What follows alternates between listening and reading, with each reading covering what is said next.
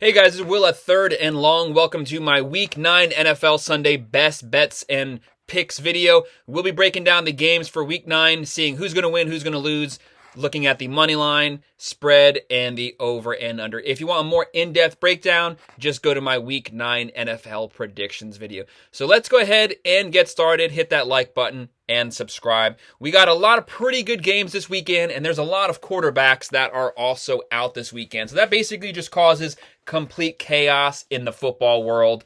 Last night, Thursday night, we did pick Tennessee to win 21-17, and they won 21-17, and they won 20-16. So we were pretty dang close on that one.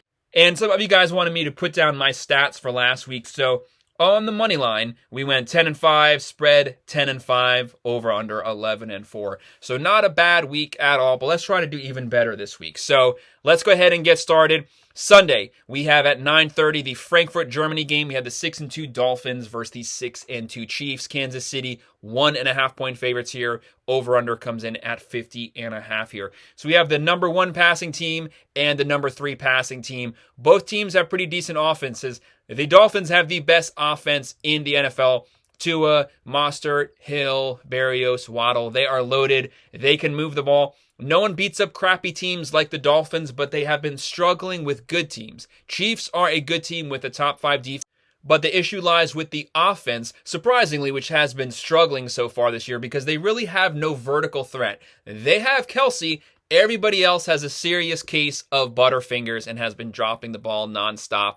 But the Dolphins don't have a good defense. They do have Ramsey back. But I did pick the Dolphins to get the win here in a very close, hard-fought game at 31-28. So I have them obviously not covering that spread, and I'm going with the over there. I just think that the Dolphins are due to get a decent win at this point of the year. The next game that we have at 1 p.m. on Fox, we have the Minnesota Vikings 4-4. They're without Cousins. They're without Jefferson. Massive losses there. They did trade for Josh Dobbs, but he's not going to be playing this week. He just got there. Versus the Falcons at 4-4. Ritter's hurt, but this team is loaded with skill position players. Atlanta is the favorite here, 3.5 points. The over-under is 37.5. So Falcons have the better roster because the best players on the Vikings will not actually be playing this Sunday. So the Falcons should definitely be getting the win here. Vikings have just lost too much. It's a dang shame here because they're actually on a 3-game winning streak, have been playing really solid, but without Kirk Cousins, there will be no one to lead them down the field, and they did not have a good defense to start with. So look for the Falcons to get the win. I have them winning 24-17. I have them covering, and I'm going with the over. Next game, at 1 p.m. on CBS, we have the 1-7 Cardinals versus the Browns at 4-3. So Cleveland is 8.5 point favorites here. Over-under is 38.5. Cardinals, 1-7. They just traded Josh Dobbs. Kyler Murray has been cleared to play. I don't think they're going to roll him out this game, first game, versus the Browns in the cold. That makes no sense because the Browns' offensive line will just eat him up because he hasn't played in like 2 years. But also the Cardinals, why play Kyler Murray? What's the point? Either trade him or just flop the whole season because right now you're in running to get the number 1 pick and to get Caleb Williams. Worst case scenario, possibly draft Drake May. So what's the point of winning 1 or 2 more games? You want to compete for that number 1 pick. The Browns, Deshaun Watson, no one knows if the guy's playing. No one knows if the guy even wants to play because he gets cleared but never touches the field. But look for the Browns to get the win here because their defense is too good no matter who starts at quarterback for the Cardinals. So I have the Browns winning this game 27-17. So they will cover, and I'm also going with the over there as well. Next game we have at 1 p.m. on Fox, the 3-5 LA Rams versus the Packers at 2-5. So Green Bay comes into this game 3-point favorites, over under 38.5. Rams have a very good offense, but Stafford is hurt, probably will not be playing this game, so that's another starting quarterback that is out. Packers, Jordan Love. The guy is not having a good year at all. He is not the answer for the Packers at the quarterback position. He can't really throw past 10 yards accurately. They really don't have a good run game. They have a pretty solid defense, though, and whoever starts for the Rams, you have Nakua, you have Kupp, but the Packers are going to put a lot of pressure on them. So this is the chance for the Packers to steal a win from the Rams because they're without Stafford, for them to get a win and to try to make their season a little more respectable. So I do have the Packers winning here. They are at home. It should be freezing, and the Rams don't have Stafford. That's a massive loss. I have the Packers winning this one 20-17. So I have them coming in right at the spread and getting the push, and I'm going with the under just barely. Next game at 1 p.m. on Fox, we have the 3-5 Commanders versus the Patriots at 2-6. Patriots 2.5-point favorites here, over under 40.5. So the Commanders, they're that flip-flop team, play good, play bad, but they did play the Eagles pretty close last week. Sam Howell's the most sacked, the most rushed quarterback in the pros. Look for that to continue here, but he's actually not having a bad year considering he gets the crap kicked out of him. Commanders under Rivera, he'll be gone after this year, so they have to look better for a new coach. They're trying to get a good draft pick, but they're not a bad team on paper at all. Patriots, the number 2 worst offense in the NFL. They average 15 points per game. They're not good. They can't throw. They can't run. What's going on with Mac Jones? What's going on with Bill O'Brien? What's going on with Bill Belichick? Lots of questions there. But this is suiting up for the Patriots to win this game because they're always going to be a well-coached team, and you never know with Bill Belichick. Their defense can show up at any point and just shut someone down, and they are at home, and it will be cold, but I'm actually going with the Commanders to get back on track and to get a solid win here. I have Washington winning 21-18, and I'm going with the under, just because the Patriots offense is so putrid. Next game we have at 1 p.m. on CBS, more missing starter quarterbacks. The 2-6 Chicago Bears versus the 4-4 New Orleans Saints. New Orleans is 8-point favorites, over under 41.5.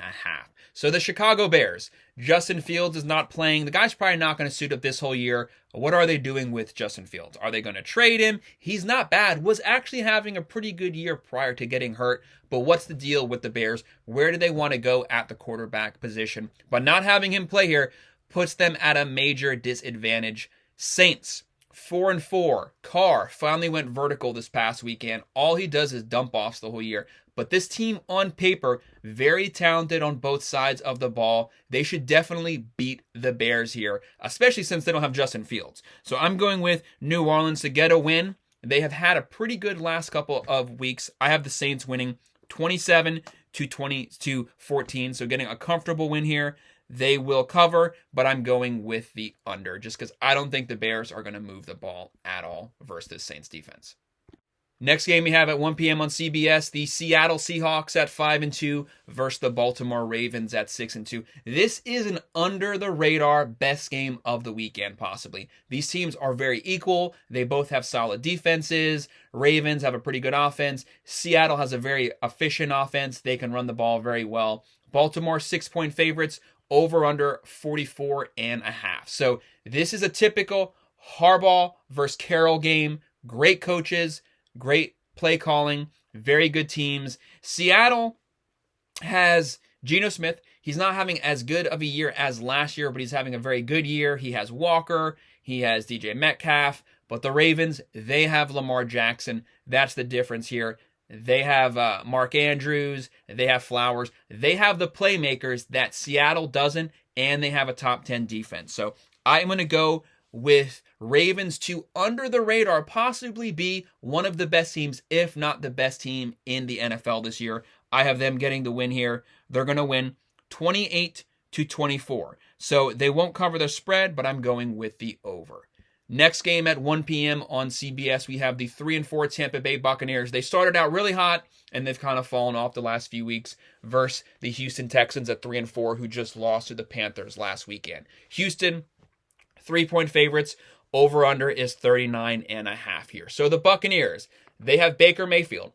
You have good Baker, you have bad Baker, and there's no middle ground. So which Baker shows up here? He has the playmakers at wideout. He has a very good defensive line, so he can always rely on that.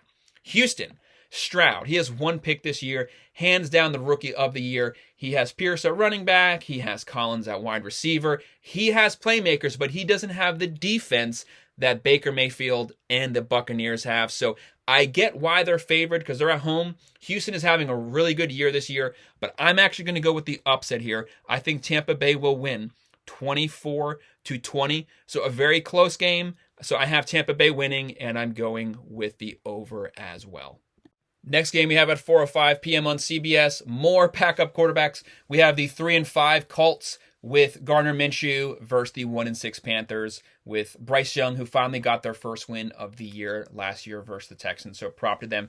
Colts 2.5-point favorites here, over under 43.5. So Colts. Minshew is kind of like a poor man's Baker Mayfield. Same size, same arm strength. They kind of play the same. There's really good Minshew and there's bad Minshew. There's no middle ground. He was really good in the last 2 weeks. He's been really bad, but the playmaking ability is there. The thing that he has that the Panthers don't is he possibly has the deepest running back room in the pros. He has Moss. He has Jonathan Taylor. So he can rely on just running the ball and keeping the ball out of the Panthers' hands.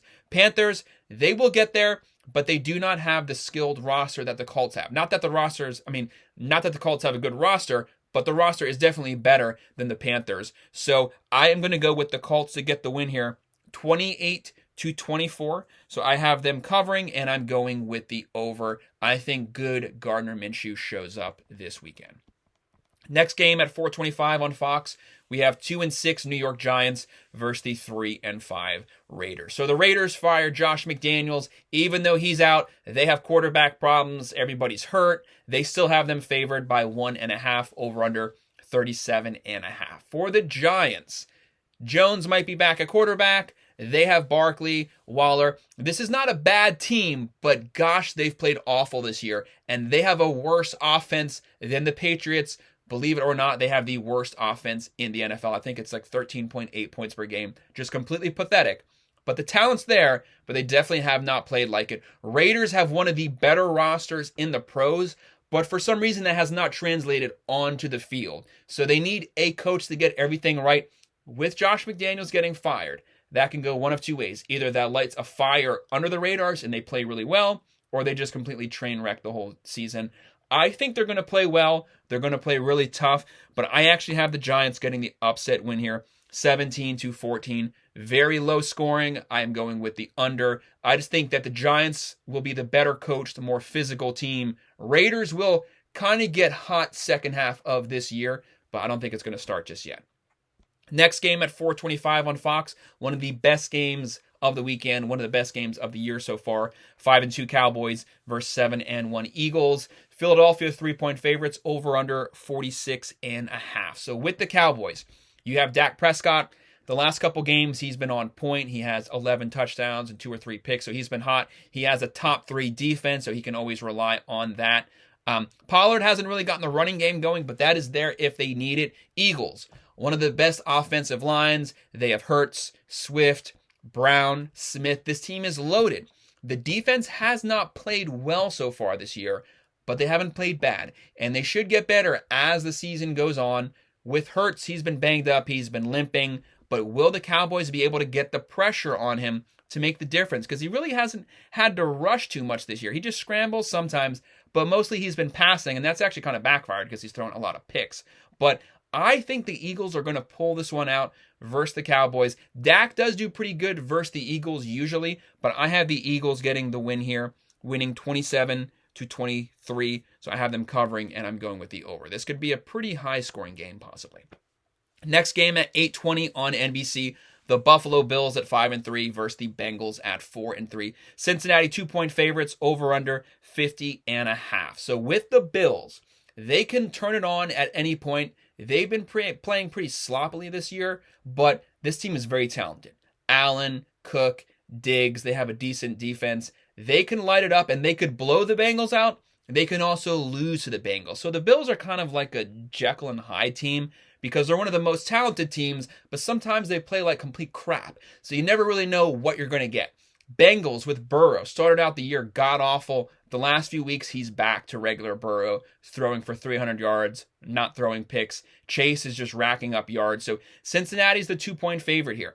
I'm going to go with Cincinnati to win this game. I'm 50-50. I would stay away from this game because the Bills can beat them. It can easily happen, but I'm going to go with Cincinnati winning 28-24. They will cover, and I'm going with the over.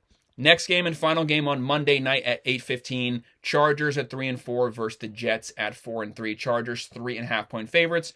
Over under 40.5. We got robbed here. So this game should have been Rodgers versus Herbert. Instead, it's Wilson versus Herbert. And I think that's going to be the difference here. Jets are on a 3-game winning streak. They've looked great.